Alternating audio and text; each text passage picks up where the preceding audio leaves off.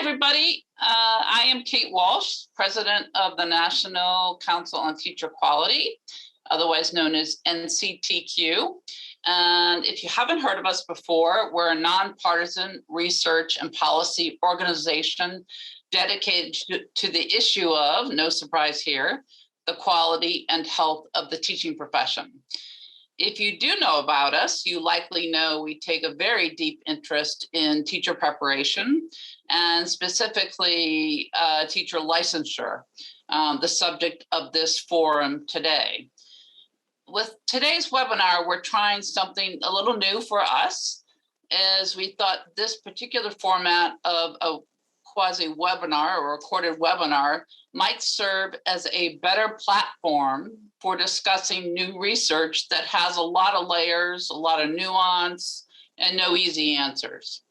So this will have been pre-recorded, so unfortunately there's no opportunity to use your chat option, but what it does offer is the opportunity to watch at your own convenience and enjoy what I suspect will be a great discussion. Today, we'll be looking at an important new piece of research on a specific aspect of teacher licensure, specifically something that is known as a performance assessment, and that some states, not all, require of any individual who wants to be a teacher.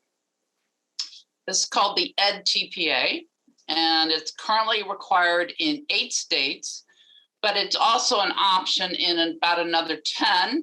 And there are also an awful lot of institutions in the remaining states which still use it, regardless of what their state has to say about it.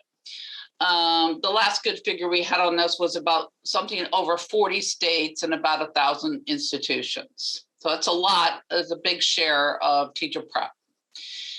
I want to emphasize that we're talking about a working paper, not yet published, that has been released by the Annenberg Center at Brown University. We'll put the full site in the video description for you to access the paper itself.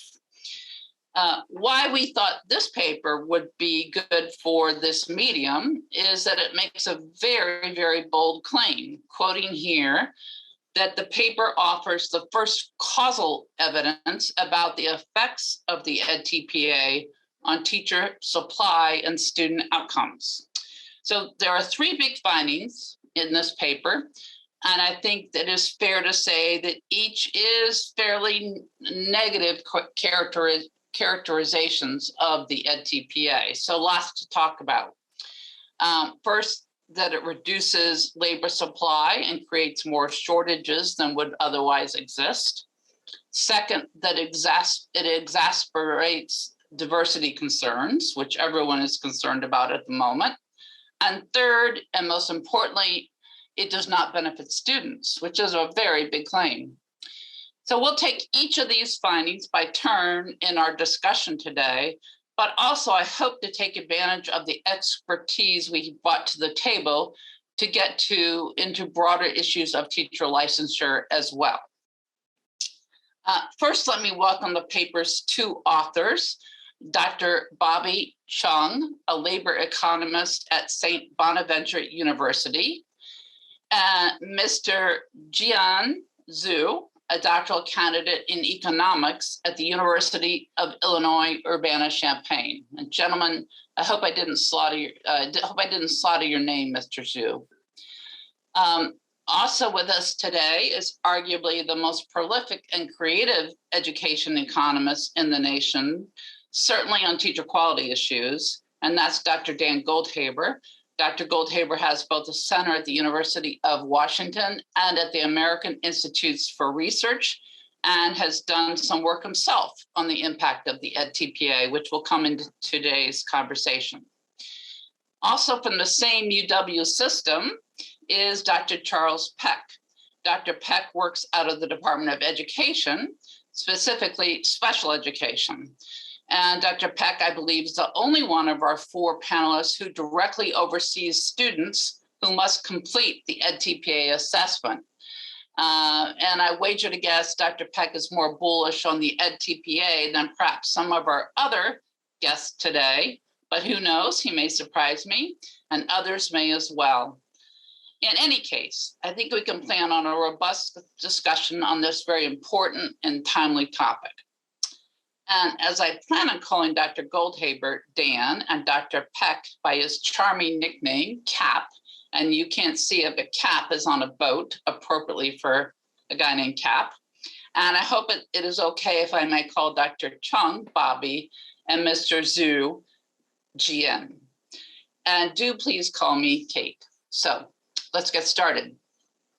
Jian, before we get to the meat of this paper, can you just take 2 minutes to explain to any unfamiliar listeners what the edTPA is and how is it different from other kinds of licensure tests?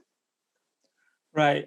So the Educated Teacher Performance Assessment, or what we call edTPA, is a subject-specific performance-based assessment to evaluate what teacher candidate knows about their content area and also their teaching practice.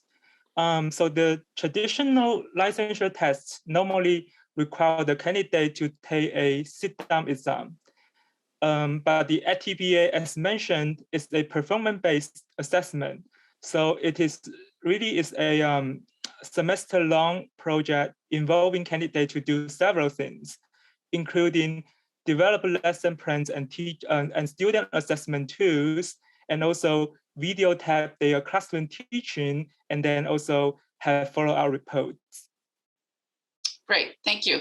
Cap, since you know the edTPA better than anyone, is anything obvious that John missed there that you think the listeners ought to know about? I wouldn't say that John missed anything. Let me offer a couple of elaborations that I think are important to keep in mind as we talk about the instrument. First of all, it's a classroom-based measure. Now, John mentioned that, but I think this is important to underscore because the field historically has relied on measures related to teacher quality, particularly around questions about licensure that are not grounded in what's happening in classrooms. So the edTPA and other performance assessments, teaching performance assessments, all strive to get some data on actual classroom practice into the conversation about whether candidates are ready to teach or not. There are lots of challenges around that, and I think we're going to dig into those in considerable detail.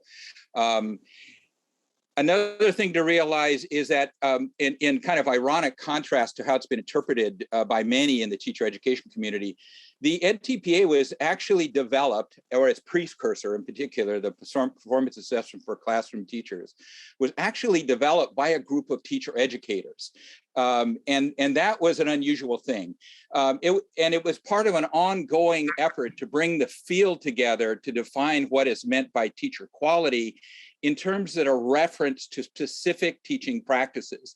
So that effort really began with the work of the National Board, and it continued in the pre-service context, in the context of originally Peck and later edTPA.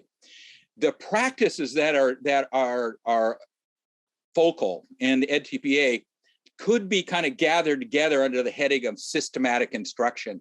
So that the assessment begins with assessing the quality of planning that goes into the design of instruction, particularly planning that takes into account who the students are and is grounded in an attempt to get to know students and articulate the needs of individual students with the requirements of state policy related to content and knowledge standards, and also local district practice. The video component that Jen mentioned is an attempt to get a record of actual teaching practice into play, and I emphasize a record, so that people can examine the evidence together and make a practice-based judgment about the quality of instruction. And then finally, the third component of the general framework has to do with evaluating student learning.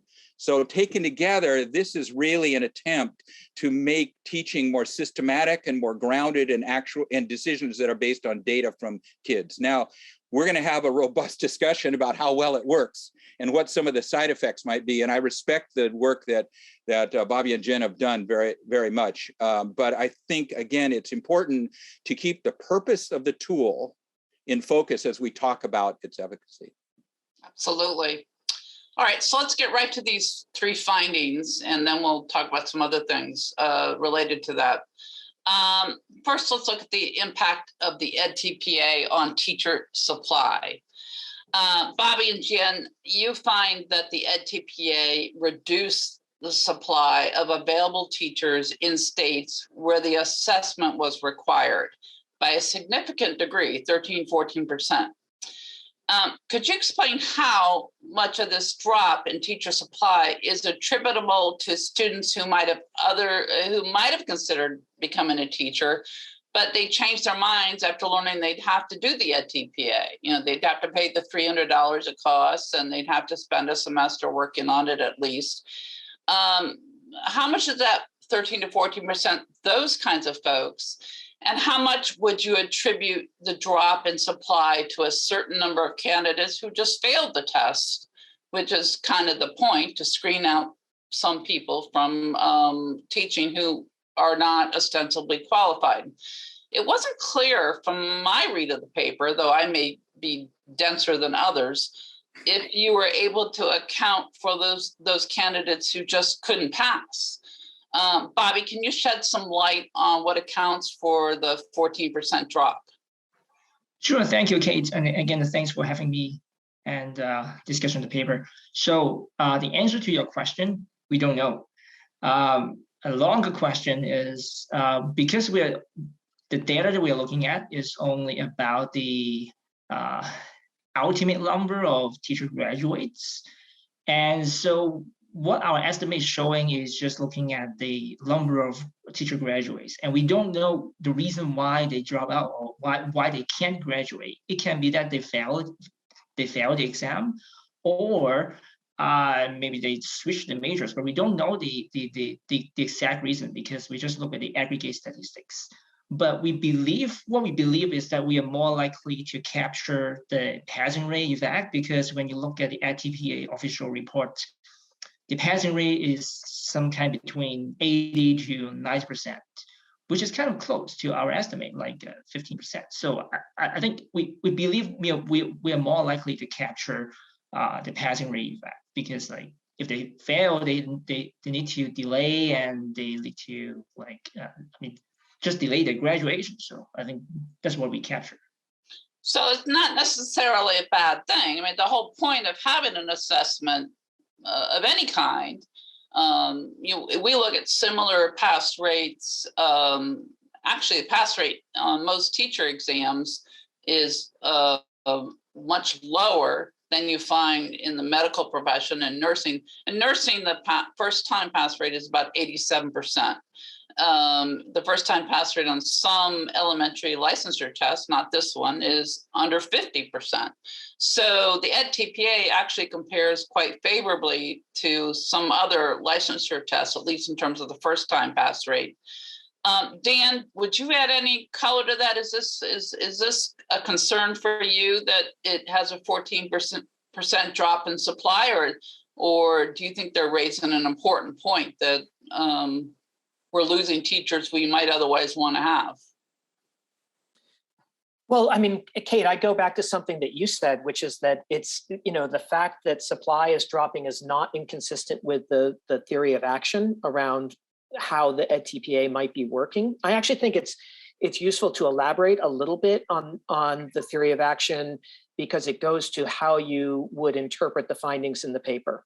So I'll just quickly say, I think there are 3 ways that you could connect the use of the edTPA ultimately with teacher workforce quality. And one of them is that we've discussed it, and has to do with the fact that that maybe you're calling out people before they enter the profession who would not have made for effective teachers. And that's sort of the most direct and immediate effect that you might expect from the edTPA. But you could also imagine that the requirement of the edTPA causes folks to prepare better. Maybe they work harder, maybe they work smarter, but they get better and still pass the assessment. But then when they enter the profession, they're better than they otherwise would have been. And then the third mechanism is something that Cap hinted at, which is perhaps about organizational learning. That teacher education programs get a common language around preparing teachers, and they've got this common metric that they can use to have dialogue with each other and figure out what kind of practices make sense from the teacher ed side. And that too could ultimately affect the quality of the workforce. But these second two mechanisms that I mentioned, it might take time. And so I think that it's at least to me, when I read the paper, I think that the paper is mostly looking at sort of what would be the plausible immediate effect on workforce quality, as opposed to some of these other two potential theories of action. Good point. Good point. So this all relates to the idea. Okay, so there's this drop in 14%, and Bobby suggests it's mostly likely people who fail the edTPA and don't make it their way into the classroom. But then there comes their next blockbuster finding here, which is, I think, a little bit more complicated, technically speaking, to discuss, but we're going to make our best attempt. And that is that, that they find that student achievement for students who are in classrooms taught by these new teachers who have been certified, so presumably have had to pass the edTPA, though that fact is not known entirely. Presumably they've all passed it, but the student achievement in those of their students is lower than it would be in a classroom in a state where they're not required to take the edTPA. And so the way they make that calculation, I'll let you gentlemen explain it, but the way they make that calculation is with NAEP scores. And if anyone familiar with the National Assessment of Educational Progress, the NAEP, they know that it's not taken by every student and it's not taken in every classroom in America, but it is randomly assigned to different schools and to different school districts. And so it's not as if all 30 students in a class, in a teacher's class, all took the NAEP, but they had enough statistical firepower to be able to make an association that said, look, the NAEP scores for students who are taught by teachers who have just taken the edTPA in the first couple of years is definitely lower than in other classrooms where there wasn't that requirement of the teacher. So Bob, you want to go into that a little bit more, or Sean, either one of you, to explain that and maybe what your own concerns are, what your own questions are about what we would like to know a little bit more about before we say this definitively. Yeah, so I think I can go ahead. I think, so the first time that we find a negative effect is kind of surprising to me, because when I do other licensing study, at the best, we just find no effect, which is kind of a common finding in the effects of licensing on any kind of quality. But the first time I find a negative effect is kind of stunning, because we think edTPA is kind of doing good, but it's kind of surprising that it has a negative effect. So we investigate a lot about the underlying statistical problem. Are we doing something wrong in the model, or are we doing something wrong with the data? And we check carefully, it's not. So we kind of look at the heterogeneity of students. Does it differ by race? Does it differ by the type of students? And we find that the negative effects concentrate on higher achievers, students who are at a higher percentile, performance percentile. So then we kind of make a kind of. Let me interrupt Yeah. there. I thought that was really interesting that Yeah. the negative effect would be centered on kids at the higher end of the academic distribution. Mhm. Why? So this is something that we try to understand, and I think we have to also listen to maybe Cal, maybe Dan, their understanding about the edTPA, the qualitative aspect of the edTPA. But what we find using our data is one potential mechanism is that new teachers in the edTPA stage, they are more likely to teach large class. This is consistently showing up in our data. So one explanation I think is also consistent with the teacher supply finding is that teachers are likely to teach large class, heavier workload, and therefore they just have a harder time to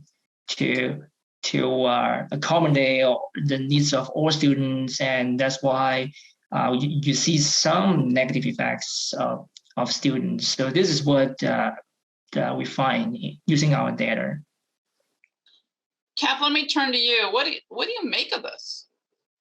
Well, I'm confused, like I think all of us are, by this finding. It's odd, and I would say just a couple things, and I want to pass the mic to Dan as soon as possible, since this is absolutely more in his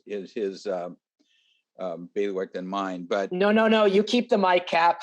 2 points I wanted to make. One of them is that I think we should be cautious in reacting to this finding. I appreciate the finding. I appreciate the care with which Bobby and Jian have analyzed their data. And I think it's an atypical and hard to explain finding, and so we shouldn't jump at it too eagerly. And I can see them nodding. So replication is kind of the essence there. But the other point I want to make, and Dan hears me whine about this all the time, and that is we really need mixed method research studies in this area, because we're confronted here with a very interesting and provocative finding, and none of us really have a good explanation for why we're seeing what we're seeing. So I understand from my colleague Dan that it's harder to get that kind of research funded. I appreciate that. It's expensive to do, and more than anything, I think it requires negotiating a shared understanding of a problem that is difficult for people when they're operating across different methodological commitments.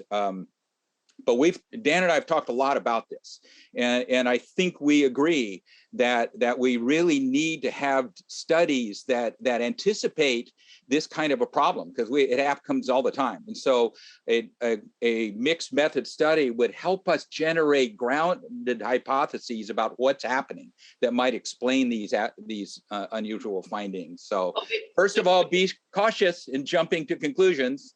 Wait for replication. Second of all, let's use richer measures to try to dig into the processes that are taking place that might help us understand these kinds of findings. So before I turn it to Dan, and I chastise all of you for using any language that might not be immediately understood by people who are not academics, but could you explain to our listeners what a mixed method study is? Oh, no. Cap, you're muted. You're muted. Oh, I thought it would. Anyhow, great question. This is not an issue that anyone in the panel hasn't thought of, and there's lots of ways to mix methods. The way that I find most useful is case studies of teachers and programs that help us understand what people are actually undergoing by way of experiences in these programs, and so that's one of several ways to use research methods from different traditions. Case studies have to do with direct observation of what's going on in decision-making contexts, in instructional contexts, interviews with people who are participating in teacher ed programs, either as students or as faculty members or cooperating teachers, or people that are close to the ground level of the work. And so Good. anything you'd like to add about that, Dan or others? Yeah, I second your point actually, because I mean, our ultimate aim is trying to just suggest one possible explanation, but certainly we need more types of research, because ours is just looking at the data, but we need more like case-specific studies, qualitative study. We need more to understand what really happened in the classroom. So I totally agree with you, Cal. So Dan, can you offer us any insights on this student achievement outcome?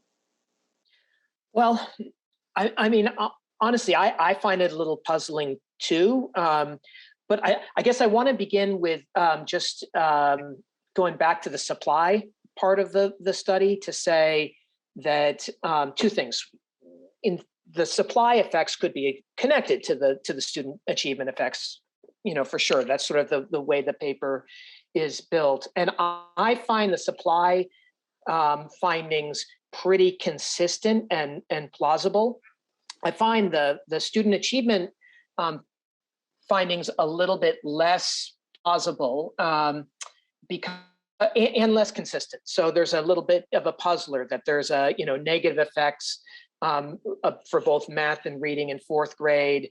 If I remember correctly, negative in math in 8th grade, but negative in math in 8th grade, positive in math, though not statistically significant for reading. So the effects weren't kind of as consistent as one might guess.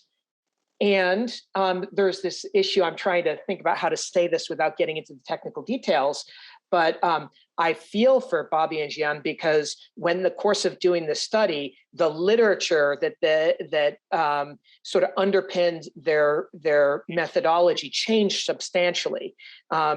And so I suspect that they will need to go back and sort of use some of the new techniques that have been developed to see if the findings, hold up applying these new techniques. But I think that that's another caution that we ought to, hold out there as we're thinking about how to interpret these results, and before jumping to very strong conclusions. The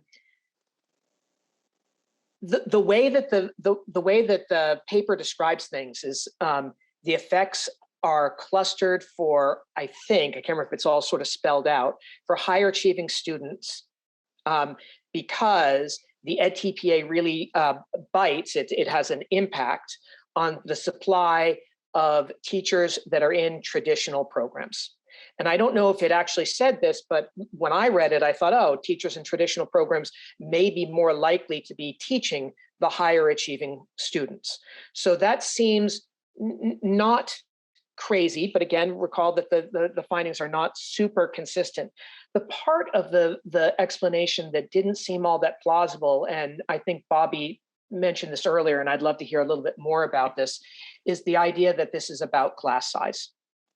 Because to my mind, schools try and balance out classes, and it's not based on the certification area of the teacher. And so I would be kind of surprised if somehow the requirement of the edTPA led schools to assign, teachers of traditional programs to larger classes, and it's that is causing the negative findings negative student achievement findings associated with the edTPA requirement. So I may have gotten the argument a little bit convoluted. So please, Bobby and Jian, correct me if I've got it wrong, but I didn't follow kind of the logic that wove in class size.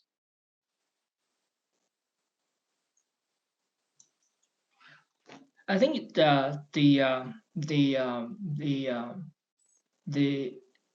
explanation that you just talk is a little bit complicated, but it's not that edTPA makes the assignment different, but it's just that edTPA make the available teachers fewer, and therefore they're more likely to teach more students given a class.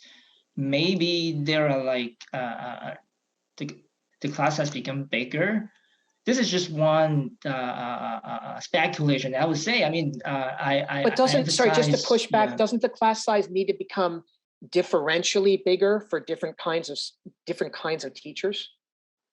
not for different kind of teachers, but different states. The states in non-TPA state, I mean, the non-TPA state, the class size maybe smaller than the class size in the edTPA state. But I mean, going back to the conclusion, we actually mentioned in the conclusion in the paper that we do not speculate the underlying mechanism, and our main aim of the paper is to just take it first step to try to establish kind of the statistical fact which has negative effects on students.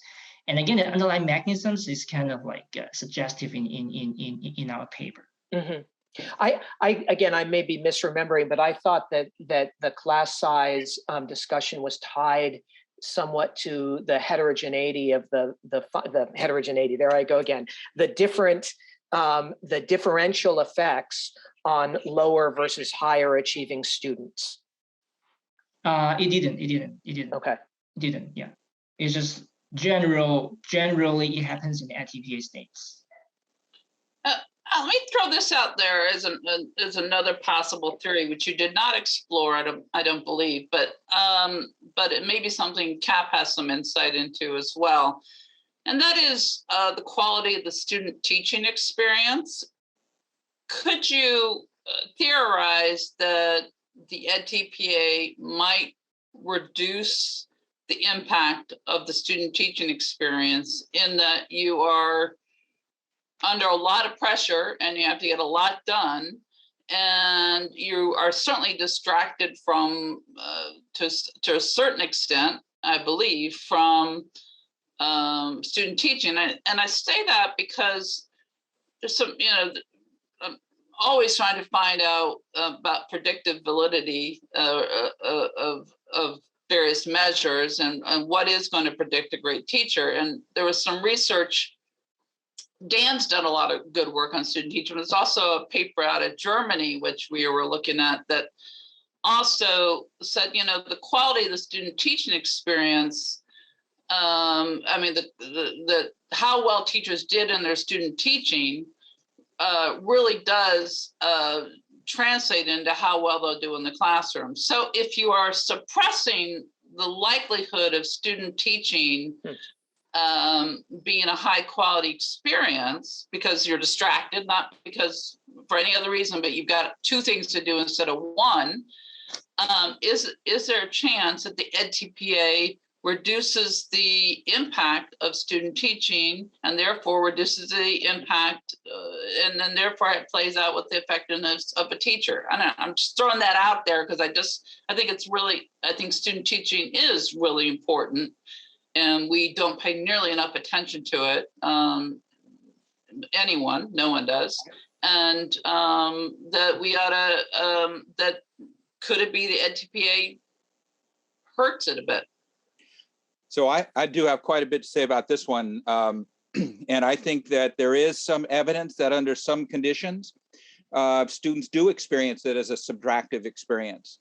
Those conditions have to do with the disconnection between the student teaching context and the university context.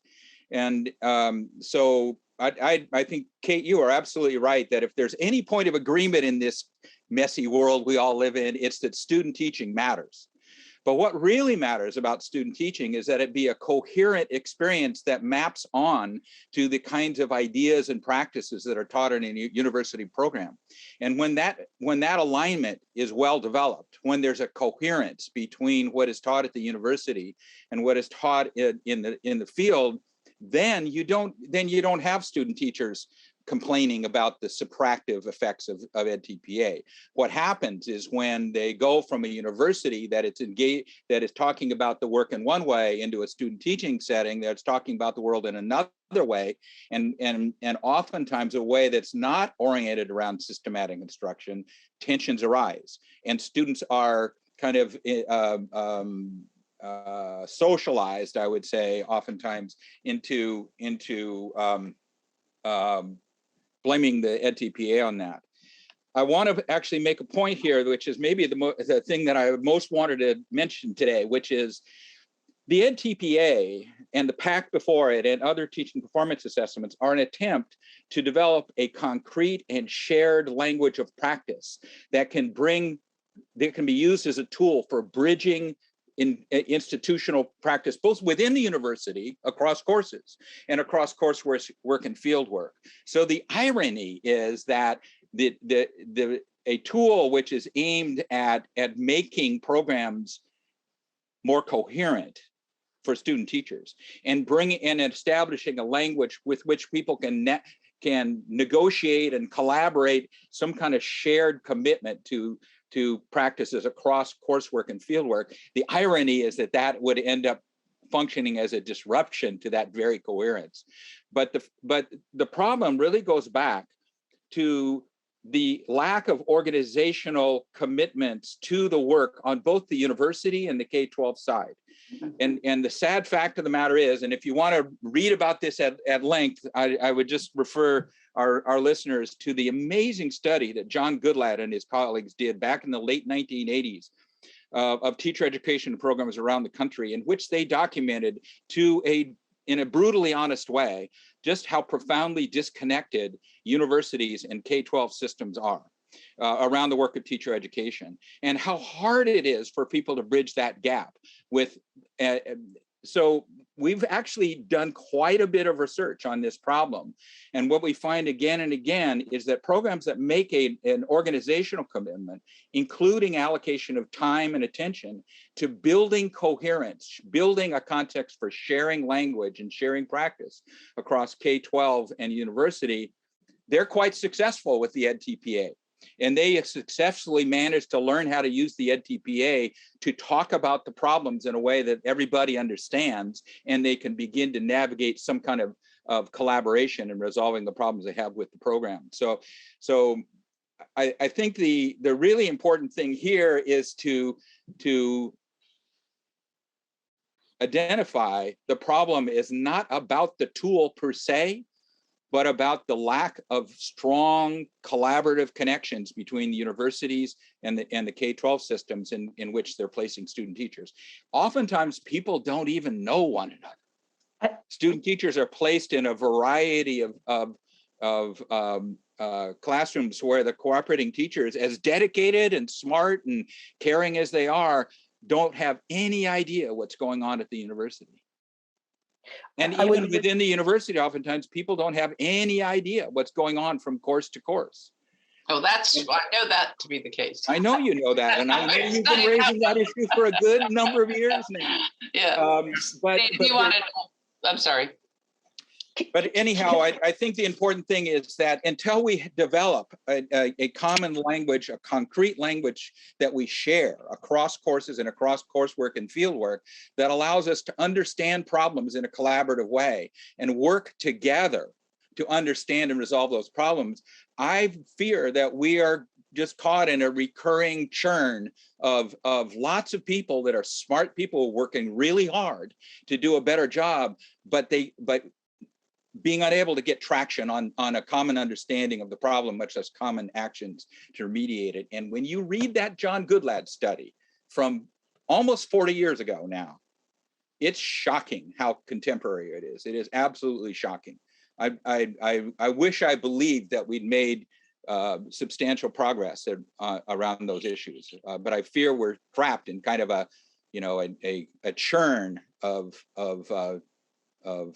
incoherence and miscommunication between K-12 and the university system around these issues.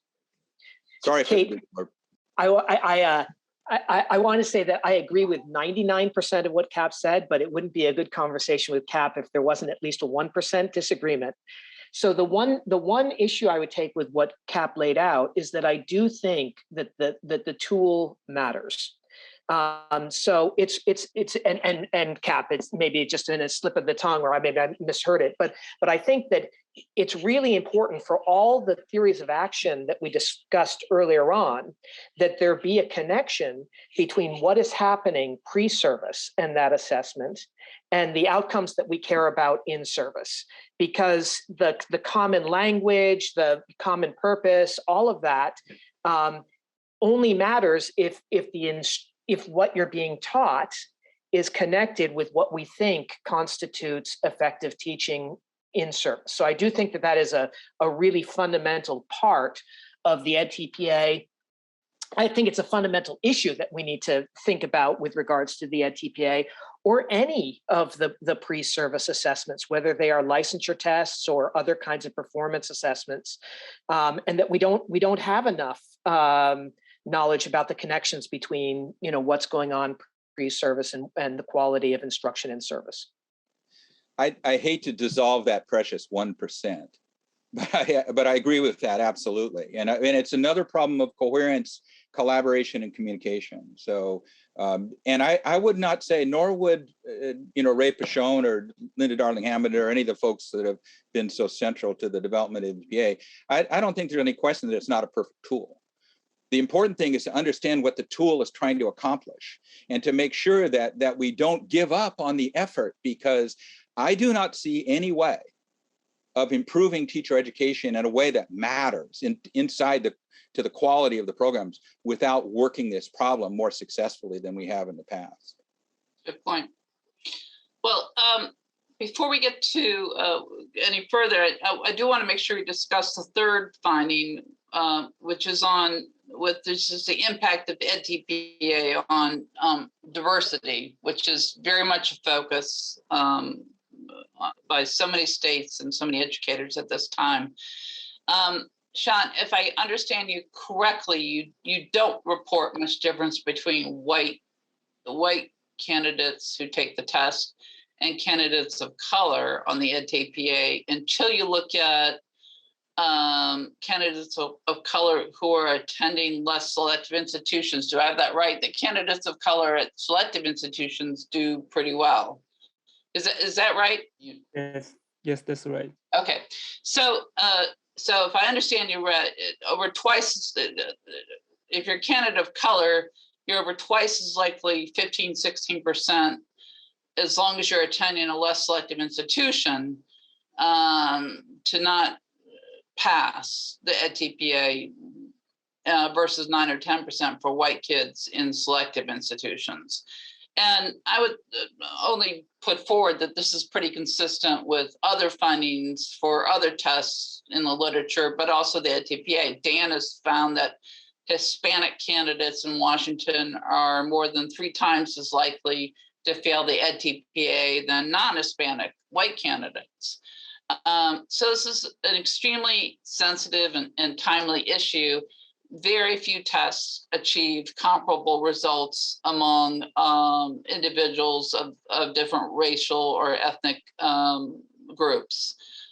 Persons of color generally perform less well, and in some cases, substantially less well, alarmingly less well.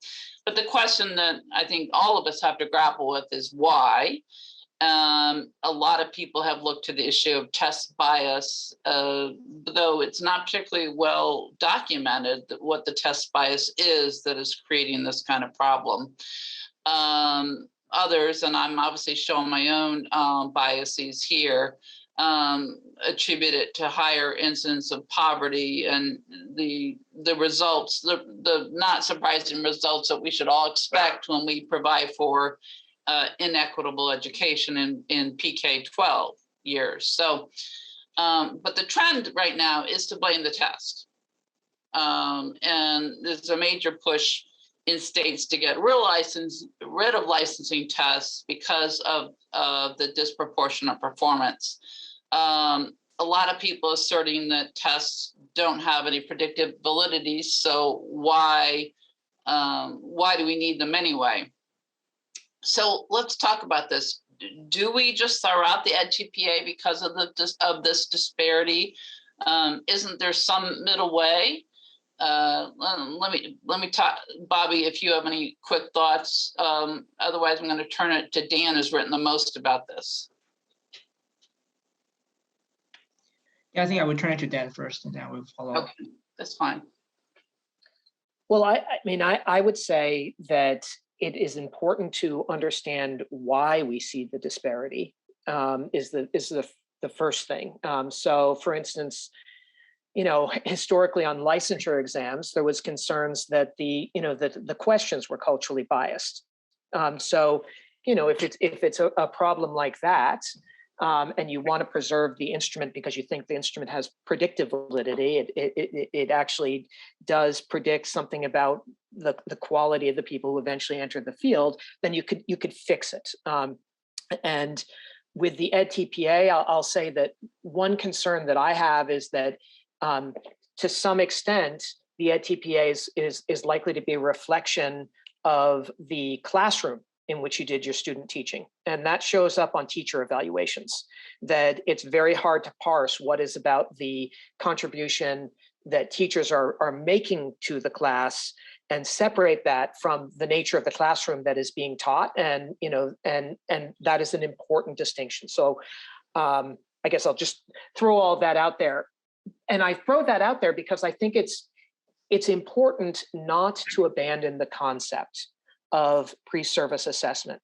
And it's not to abandon the concept of learning and connecting what goes on pre-service with what happens in service. So I don't have any, you know, dog in the hunt when it comes to this particular instrument, but I am taken by CAP's argument that it's good to have a kind of a common language. And I think it's a perfectly reasonable thing for states to want to do something. In fact, they're obligated to try to guarantee a certain level of quality for people who are entering the workforce.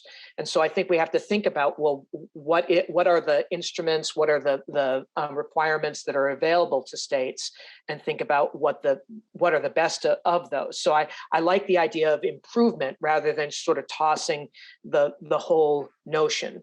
The last thing I would say is just to wind back around to Kate's point about adverse impacts, the fact that that people of color are less likely to pass the assessment. Hopefully, we are moved to a point where we don't say, well, then by default, something's wrong with the assessment, but that maybe it's about the folks that are selected into teacher education programs. Maybe it's about the level of preparation that people have. And it may be that there are teacher candidates that might need some extra support. And I don't think that we should overgeneralize the findings, because one could infer that, you know, you're very unlikely to pass the assessment if you are you know, a Black teacher candidate or a Hispanic teacher candidate, and you're very, very likely if you're a white teacher candidate. And there are definitely differences, but they aren't, I mean, it's in the eye of the beholder as to how big are the differences and how stark are they. But I just think it can be dangerous talking about these kinds of delicate subjects that the audience could walk away thinking that, oh, Black teacher candidates just typically don't pass. And that's not the case either.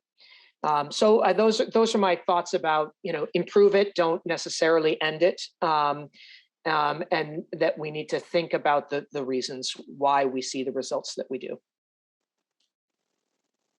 I have a couple things to toss in the soup here. One of them is, I think that Dan's point about differences in classroom contexts is really important to think about. And I don't think it's trivial at all. And the last thing we want to do is start funneling candidates into classrooms where kids are, you know, easy to manage and easy to teach.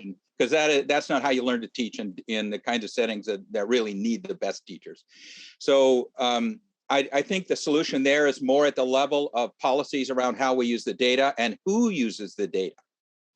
So I think if we localize decisions about edTPA passing, that might be one strategy for putting the decision closer to the people that know the context and are in a better position to interpret the effect of differences in performance conditions on testing outcomes, like with the edTPA. So that's one thing I wanted to mention. The other thing is there's a really interesting study that was done a couple of years ago by Williams, Hart, and Algozine, where they actually examined the perceptions of pre-service teachers around their readiness to take the edTPA. And what they found was that white students and Black students differed in their expectations for passing. Black students actually thought they were more likely to pass than the white students thought. But when the data rolled in, the Black students passed at a lower rate than the white students.